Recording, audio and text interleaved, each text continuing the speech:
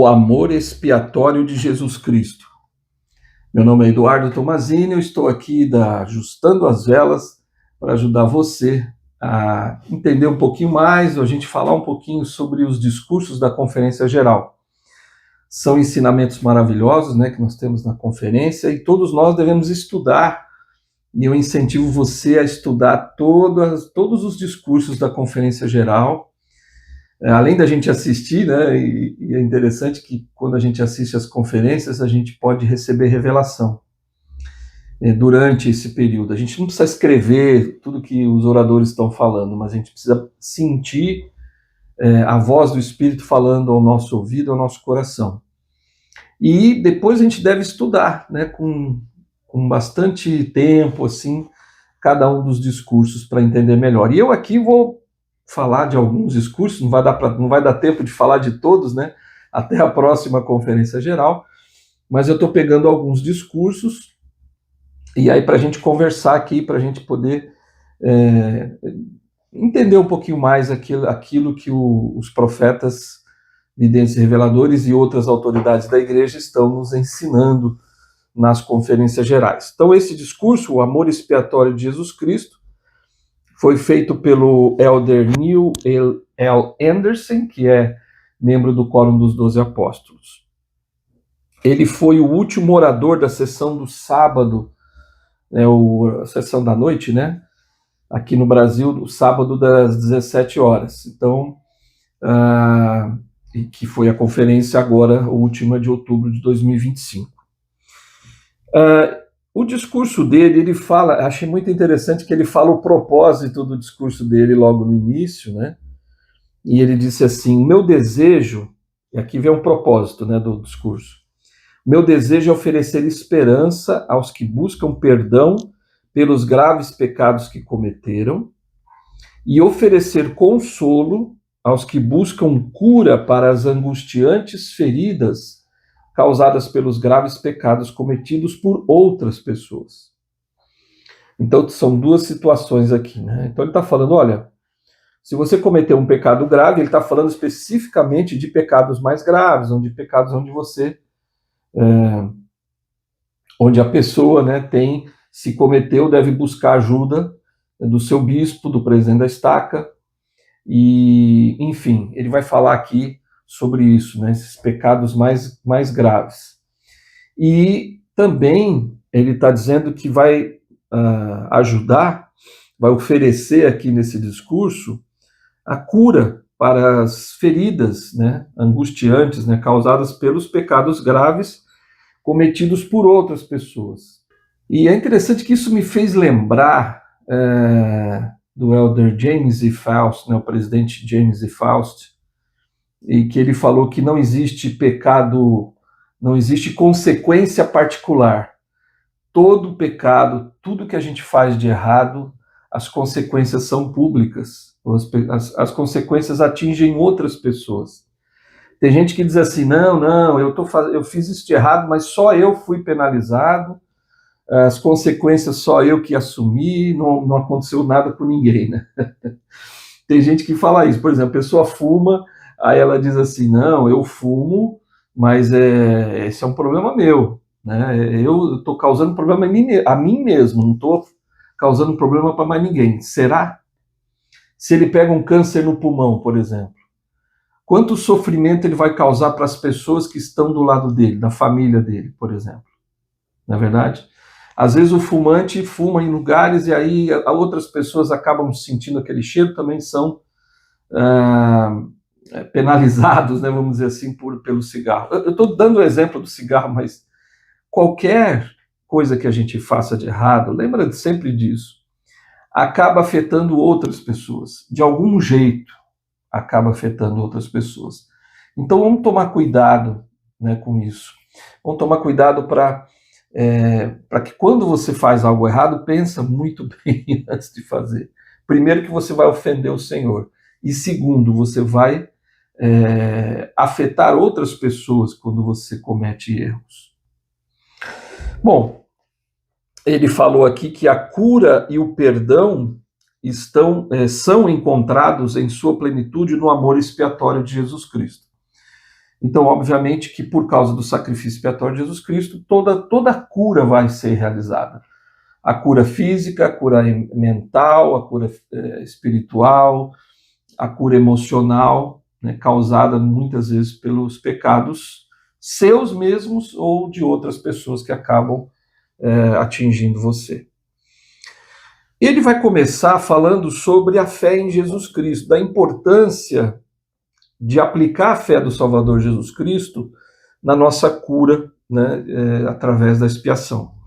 Então ele disse assim: se você cometeu pecados graves e está no processo do arrependimento, ou tem o desejo de se arrepender completamente e sentir a indescritível alegria que advém do perdão, saiba que este milagre está à sua espera. Muito legal isso, né? Está oferecendo aqui esperança, como ele falou que iria fazer.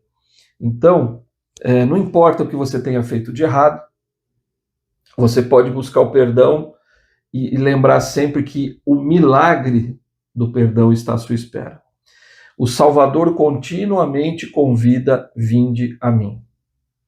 Né? Então é isso. O Salvador está sempre de braços abertos para te receber, independentemente do que você tenha feito de errado. Ele quer te ajudar, ele quer te salvar, ele quer aliviar o seu fardo. O fortalecimento de sua fé em nosso Salvador Jesus Cristo vai revigorar o anseio de sua alma por conhecê-lo, crer nele e entregar seu coração a ele. Então, olha que interessante que ele fala, né? Então, que a fé em Jesus Cristo, no Salvador, no seu sacrifício expiatório, vai revigorar o anseio de sua alma por conhecê-lo.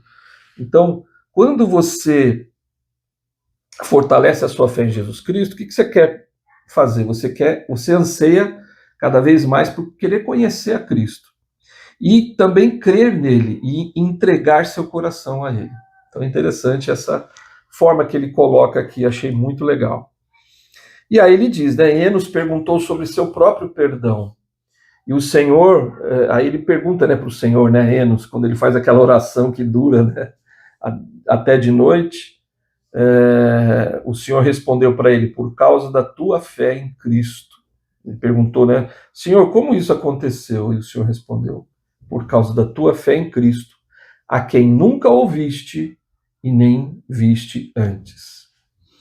Então isso é fé no Salvador. Você nunca ouviu ele, você nunca viu ele, mas você tem uma certeza no seu coração de que ele realmente existe, de que ele é o nosso Salvador.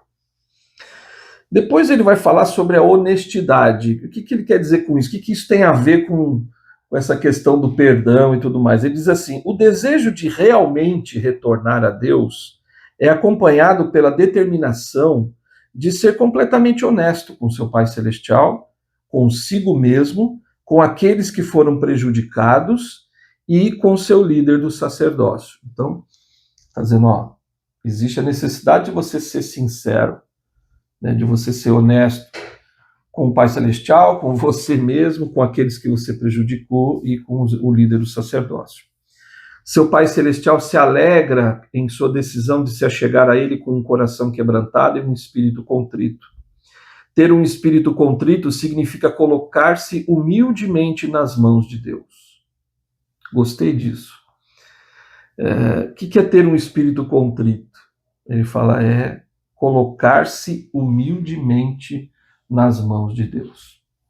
Perfeito isso. Ter um coração quebrantado traz o que o apóstolo Paulo descreveu como a tristeza segundo Deus. Um profundo anseio da alma de retornar a Ele, custe o que custar. Essa última frase, né? Eu dei uma gaguejada aqui, mas olha só que interessante. Eu vou repetir porque eu dei uma gaguejada. Que o apóstolo Paulo fala sobre a tristeza segundo Deus, né? E o que é esse coração quebrantado? É um profundo anseio da alma de retornar a Ele, custe o que custar. Então,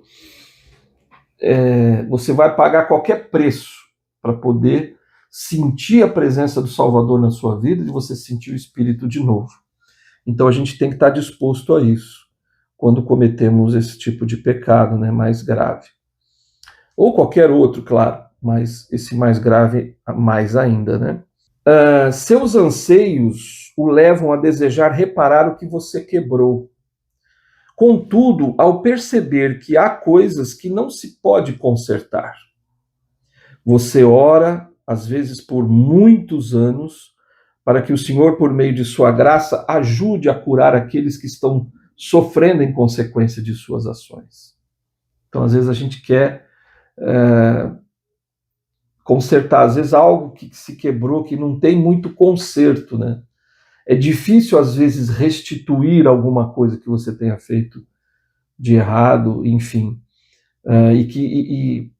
E às vezes, né, curar, através da sua forma de agir, curar as pessoas que estão sofrendo em consequência das suas ações. Os efeitos dos pecados graves na vida de outras pessoas são muitas vezes extremamente difíceis de superar.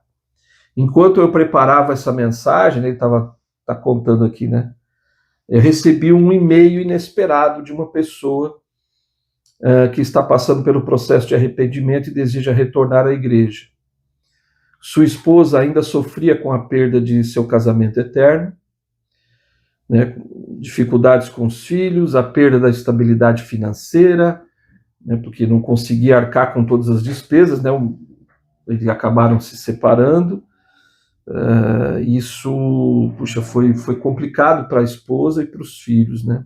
Ele cometeu um pecado grave e aí então agora a família está sofrendo. E com sentimentos profundamente sufocantes de ter sido traída. Então, olha isso, né? É tão triste isso, é tão terrível. Às vezes, quando se comete um pecado dessa natureza, né, quando você trai o seu cônjuge, isso vai afetar a vida de muitas pessoas, especialmente, diretamente, aqueles que é o seu cônjuge, que foi ofendido, e os seus filhos. Então, a gente precisamos tomar muito cuidado e lembrar das consequências que isso pode causar. Nesse caso aqui que ele está contando, é um caso real, obviamente, a pessoa mandou um e-mail para ele, a pessoa autorizou ele a falar, né, disso, lógico, não citando nomes, mas ele relata essa história. E ele continua dizendo: ele me contou que o seu líder do sacerdócio sentiu-se inspirado a pedir-lhe que pensasse em espírito de oração o que mais ele poderia fazer por sua ex-esposa e os filhos. Então, foi legal isso, né? Que o líder do sacerdócio, né, falou que ele deveria pensar, né, em espírito de oração o que mais ele poderia fazer pela esposa e pelos filhos. No começo, pensei que a quantia que eu deveria pagar, estipulada no acordo do divórcio, fosse mais do que generosa. Então, ele achou, estou pagando a pensão, estou pagando uma pensão que foi determinada pela lei. Tá tudo certo? Tá tudo certo. Né? Às vezes, o que é determinado pela lei não é o suficiente, e era o caso, não era o suficiente para deixar a família tranquila. Ele achou que o que ele estava dando era generoso. Mas o meu presidente de ramo me incentivou a jejuar e a orar sobre o assunto. Então falou assim, bom, você acha mesmo que o que você está dando de pensão é suficiente? Né? Pensa sobre isso, pensa sobre as consequências, né, de tudo que aconteceu, o que a sua família está passando. Meus líderes do sacerdócio, né, isso ele contando no e-mail, né, por Elder Anderson. Meus líderes do sacerdócio, né, fizeram com que ele percebesse que não era só uma questão de dinheiro. Isso é muito importante. Meus líderes se reuniram com a minha ex-esposa e meus filhos e perceberam que eles ainda estavam passando por dificuldades e não haviam se curado. Então, duas coisas importantes aconteceram, né? Terríveis, né? Que a família continuava tendo dificuldades financeiras e que eles não estavam curados daquela ofensa, vamos dizer assim, que aconteceu, a traição que os machucou muito. Meu novo objetivo, né, continua ele no e-mail, né, meu novo objetivo era seguir em frente com fé, Simplesmente expressei meu desejo de ajudar incondicionalmente. Então ele, não, eu vou ajudar sim, vou melhorar isso. Então ele decidiu enviar à ex-esposa uma determinada quantia, sempre que eu recebesse meu pagamento, o que representava uma parcela significativa do meu salário líquido. Então ele aumentou, né, o que ele tinha que dar, além da que a lei tinha determinado, né, como pensão. Pouco antes de fazer olha só o que acontece agora. Pouco antes de fazer o primeiro depósito, o Senhor me revelou que eu precisava pagar o dobro daquela quantia. Que coisa interessante, né? Então, ainda ele passando por todo o processo de arrependimento, olha como o Senhor trabalha, né? Mesmo ele estando em pecado ainda, não sei como é que estava ali a situação, a gente não sabe exatamente, mas mesmo naquela situação, o Senhor ainda para ajudar a família, né, a ex-esposa e os filhos que estavam num processo de cura difícil, ainda, então, e ele estando em pecado, o Senhor ainda falou para ele, olha, ele estava no processo de arrependimento, né? Então o Senhor falou aos ouvidos dele, dizendo, olha, você tem que pagar o dobro. Quer dizer, ele já estava pagando uma, quer dizer, veja bem, ele estava pagando além do que a lei havia determinado, só que quando ele foi pagar, o Senhor falou, pague o dobro. Olha que coisa interessante, como o Senhor, ele faz as coisas. Aprendi que restituição, né, ele dizendo, não é somente uma questão de dinheiro, significa dedicar humildemente minha vida ao Senhor. O dinheiro serve para ajudar a repor repor o que tirei de minha família devido às minhas más escolhas. Trata-se de fazer e cumprir promessas sem esperar nada em troca e ajudá-la a não ter que se preocupar com as contas para que ela possa buscar o Espírito. Que coisa sensacional que esse homem aprendeu. Então, não era uma questão de dinheiro, era uma questão de deixar a família despreocupada financeiramente, deixar eles tranquilos para que eles pudessem buscar o Espírito do Senhor e serem curados. Então ele enxergou isso, o Senhor fez com que ele enxergasse, olha como o Senhor é, como ele trabalha, que coisa maravilhosa aconteceu. Seus esforços para restaurar o que foi quebrado podem não estar relacionados ao dinheiro, mas ao se aconselhar humildemente com o Senhor, você poderá descobrir que consegue fazer algo mais. Isso foi o que o Elder Anderson, né, falou aqui, depois de ler a parte do e-mail desse irmão. Que fantástico, né? Então, o Senhor, ele está sempre disposto a ajudar aqueles que buscam o arrependimento, obviamente.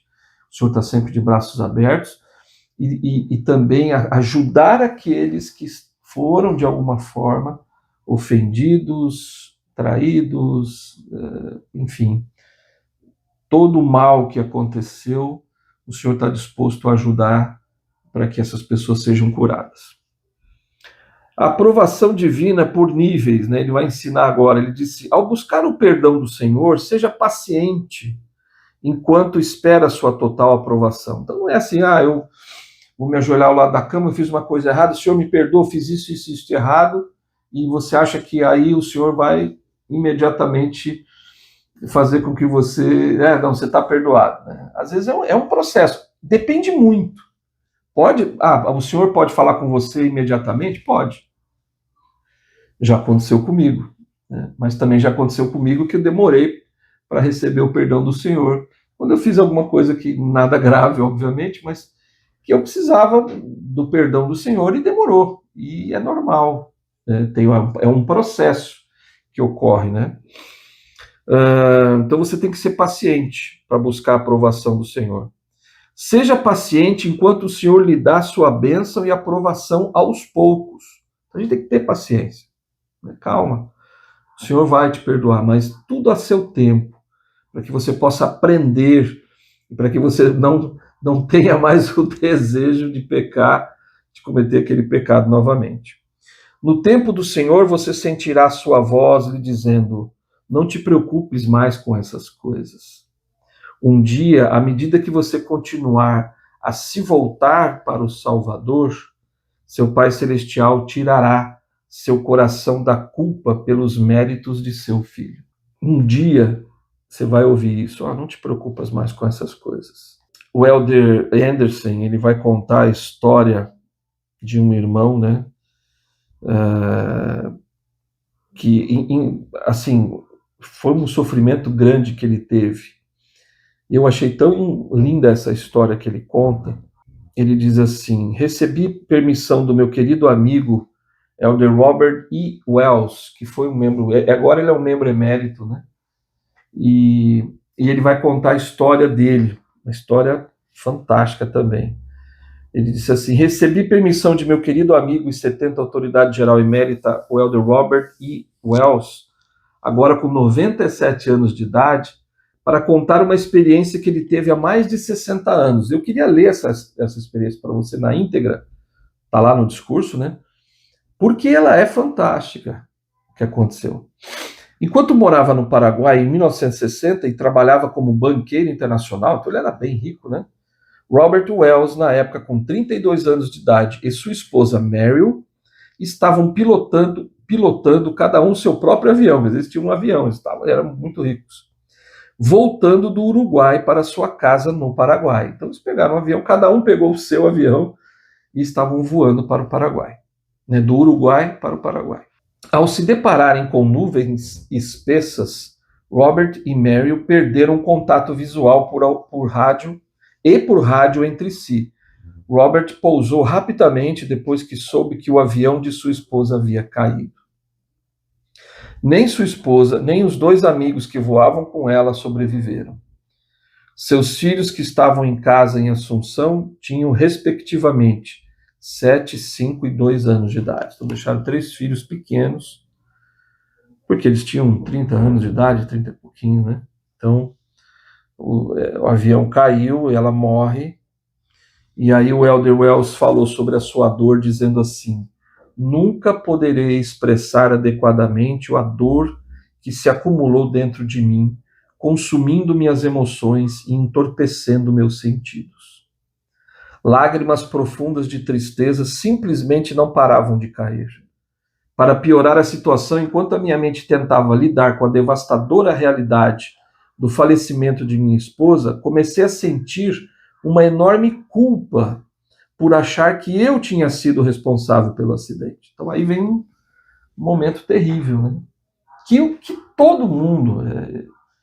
eu me sentiria assim também, você se sentiria assim, você sempre acha que você é culpado por algo que você deixou de fazer, por que você não fez aquilo, enfim.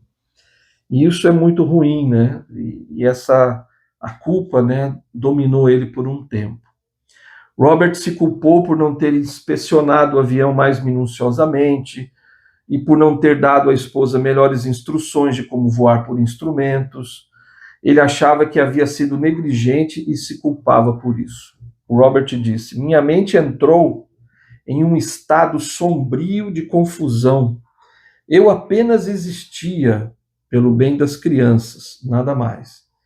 Então ele perdeu totalmente a vontade, né, de viver, de fazer qualquer coisa. Mas ele falou: bom, eu tenho meus filhos que eu tenho que cuidar. Então ele falou: bom, eu estou aqui, né, por eles. Ele disse: perdi a vontade de continuar. Após certo tempo, Robert foi abençoado com uma experiência profundamente espiritual. Ele recordou: certa noite, cerca de 1 ano depois, enquanto eu estava de joelhos em oração, um milagre aconteceu.